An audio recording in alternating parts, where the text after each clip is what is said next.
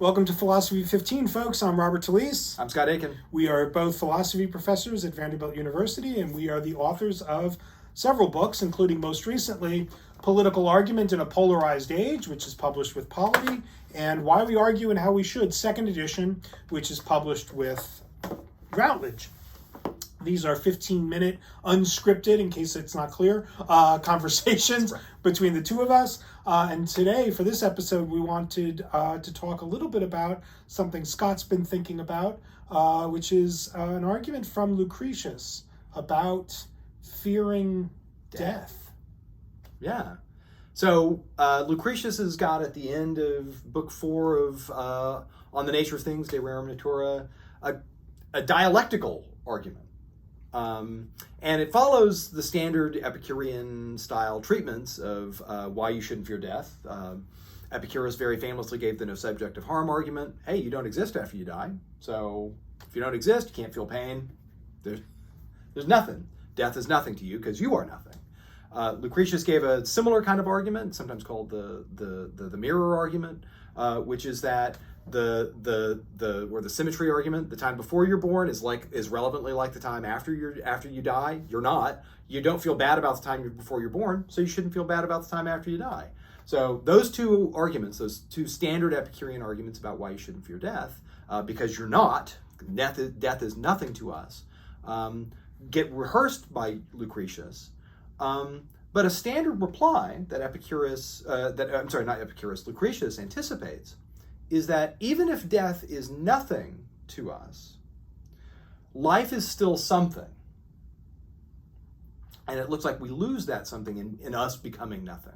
And that's a pretty reasonable response. Thomas Nagel, much later after Lucretius, gave a version of that response.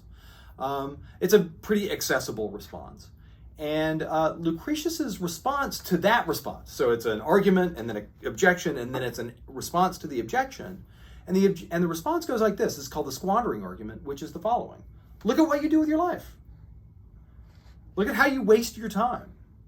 Look at how you loll around in bed and just don't do anything. You're like, you got a to-do list. You have things that you want to do. You can enjoy your life. But what do? You effectively just avoid all the things that actually make your life worthwhile, but you are lazy. You have all sorts of things that you fear. You say that you value your health, but look at what you eat. You say that you value the things that you eat, but look at what you eat.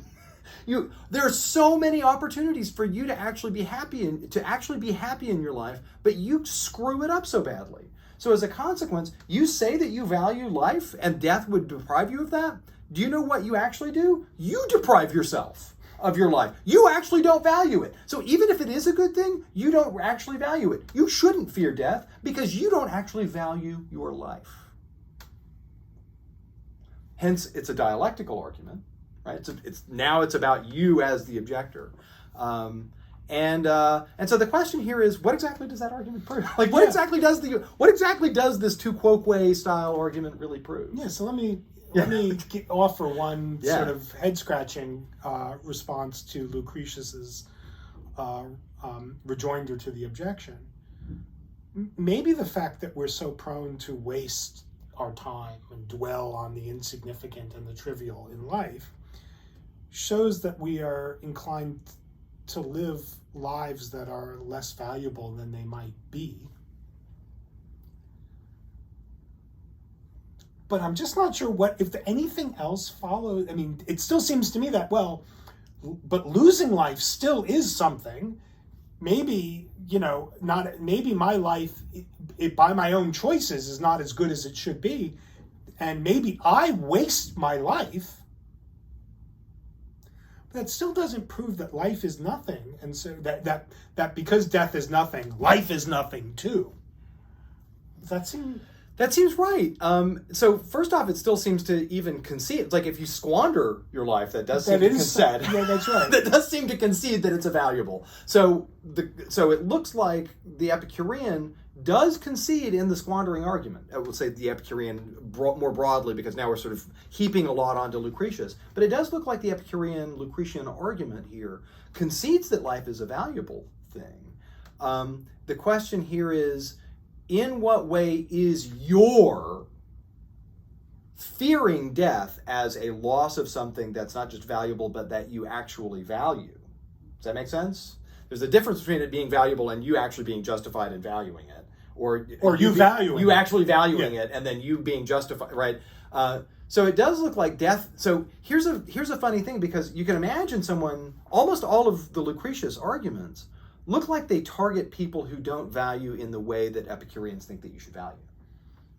Right? They fear the gods. They pursue political objectives that make them miserable and things like that. They cultivate hard to satisfy desires. Exactly, right. And so that makes their lives more miserable, and as a consequence, they squander them. But we can imagine someone who you might say could be one of Lucretius's excellent students saying back, well, I've taken your advice on how to live a good life. I'm a good Epicurean. I don't fear the gods. I have simple pleasures. I have friends. It looks now like I'm not actually squandering that life. Now, it does look like then the squandering argument is completely undercut, and we've actually made life more than just a something, but a something valuable. And so a shortened Epicurean life would be a shame. Right. So there's a kind of is it self-refutation? No. If you are living your life well, then you should fear death. That's right. but it's only by not fearing death do you actually live your life well. So it's kind of got this conditional paradox to it. Now notice, by the way, that it's actually perfectly consistent. It's just not something that an Epicurean can think about themselves. That's right. So you can have an Epicurean who doesn't fear death, who lives their life well, for whom death would be a bad, and they should fear. But if they did then fear it, then they would recognize that their life is something valuable, and that death would take it away, and that they would fear death, and that would ruin and that would then make it so that they squander their life. So it could be a thing that's true about Epicureans that Epicureans themselves could not think. That seems right. Now, so that's like so it's not self-refuting, but it would be self-refuting only if an Epicurean said it. That's right. Good. It would be like it's not a contradiction. It's like it's a paradox in thought. Right. Yeah, it's a performative paradox. Yeah, it's almost like a contradiction. Kind of kind of a Morean thought. So let me ask you if you think that this gives us some insight into maybe a more general philosophical thought. Okay. Which is, if you are of the view that lives can be more or less valuable, then you have to accept the idea that death is bad. Yes. Now, I think that one Epicurean response is that lives can be more or less well lived. Okay. Does that make sense? Now, but I think those are different. But those I are different thoughts. I think you could phrase You could do the same thing. If you think that there's a difference between living life, if there's a more or less well-lived life, right, then you've got, I don't want to say you should fear death, but then there is reason to fear death. Death can't exactly be nothing to us. Right. So here's one. So I think that Epicureans can concede this. Now, I think that this breaks certain kinds of Epicurean rules. Right. Now, again, we have the conditional paradox version. We have a much weaker version, which doesn't answer all of the things that you've posed here, but one of them could be, look, Epicurus in the Chorea Doxa, I think it's like 19 or 20, says that all good states are relevantly similar, and that one cannot make them better by making them more or longer. Which means that a longer life is not a better life. So, well, not necessarily. Its length doesn't contribute. It might not take away either. Right? That's right. I mean, you might say like, well, a longer life with the relevant static pleasures could be better than a shorter. It could be better than a shorter life. It's not because it's long, of being because longer. Of its length. Yeah, So that's what I wanted to say. Right. Because you could have a shorter life that's got the relevant pleasures and a longer life, and the shorter life would be better. Why? Because it's got the relevant pleasures. But if you had two lives, one long, one short, with the relevant pleasures, they are equally good. Or they can be. They can be. Length of life does not add to the quality, and he says this of all pleasures. Now, that's sometimes called the Epicurus's paradox. which is surprising, by the way, given all sorts of other commitments the Epicureans have, for example, about the gods. Thinking that the gods' pleasures could be disrupted is impious and bad and brings the gods down. That's usually thought to be a feature of Epicurean thoughts about the theology. But if that's the case, that if the gods were happy for a little bit, then they were okay. So we've got one version of this paradox. Now, Philodemus concedes all of this, and he says the following.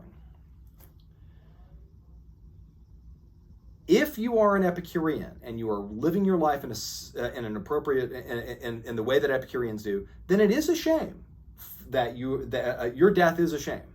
A shame. But that's not a bad. That's just less good than you would otherwise have. If you're an Epicurean and you're living well, then you've just got two goods, and one's just more good and more of the other good. But you can't complain. It's not a bad to get less of this good. That's the Philodeman response.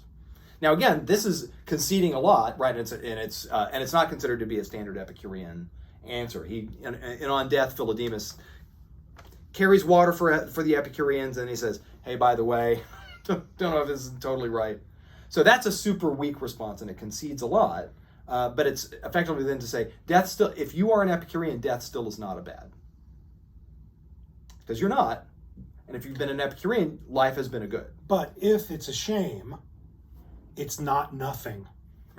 If it's a shame, it's not nothing. Right, death is something to us if death is a shame. Might not be a bad. I mean, so there are ways of being, let's just concede, there are ways of being normatively significant that are not properly capturable with the, good and bad, right? Right. So I think that everything about the ways that our intuitions are kind of being pushed around by these arguments, and even the way that we talk about it, concedes certain kinds of counterfactuals, right? So, like the way that the Nagel style response to Epicurus usually goes is, "Had I not died, I'd be living longer," right?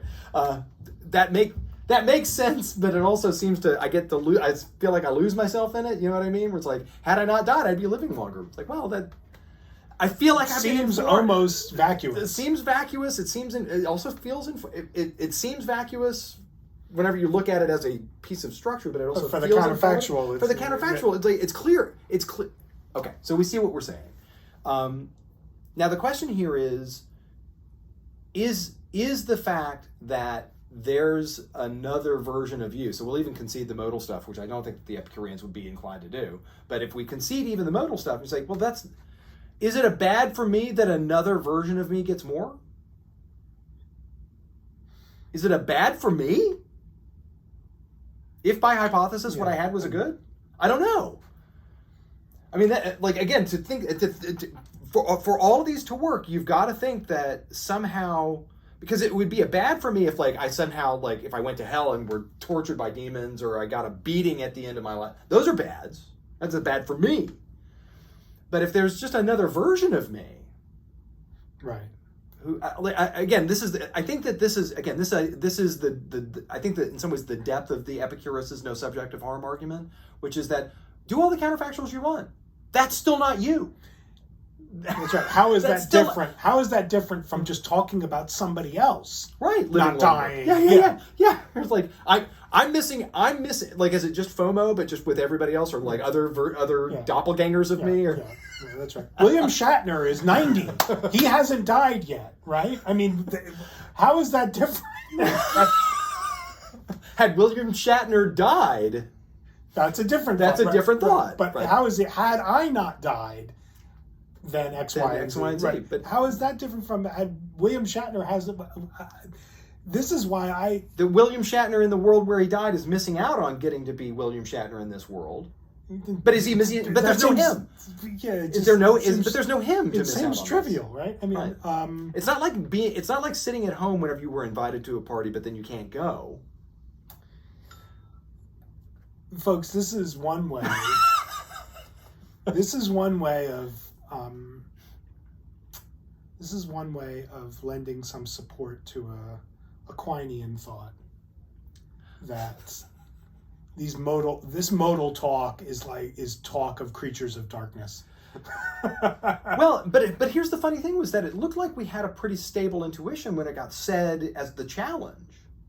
That's right. I mean, I think that I think that there's got to be two. That we're switching back and forth between looking at ourselves qua us versus looking at the selves that we could be. And I think that we're regular. And I think that just as people who think about the future, thinking about the future isn't just thinking about the you that will be you. You're thinking about the you that you could be, right? You think about other possible paths. That's what it is for us to think about the future. I agree. But by the way, we live forward, and that means that the modal stuff is fuzzy for us. No, but that's right. But again, I have weird views about Quine and weird Quinean views. But in calling them your future looks like a desert landscape. Is that right? Calling them creatures of darkness isn't exactly to call them trash, right? It's true. It's to say they are these deceptive things that lead you to places that are not places to go, but you can't like Count Dracula. It's you can't you can't really see what's happening until it's a little too late. Right. Well, the lesson here seems to be don't squander your life. I think I knew that. What? How not to squander your life? That's the question. Yeah, that's the question. Philosophy 15, folks. Thanks for tuning in.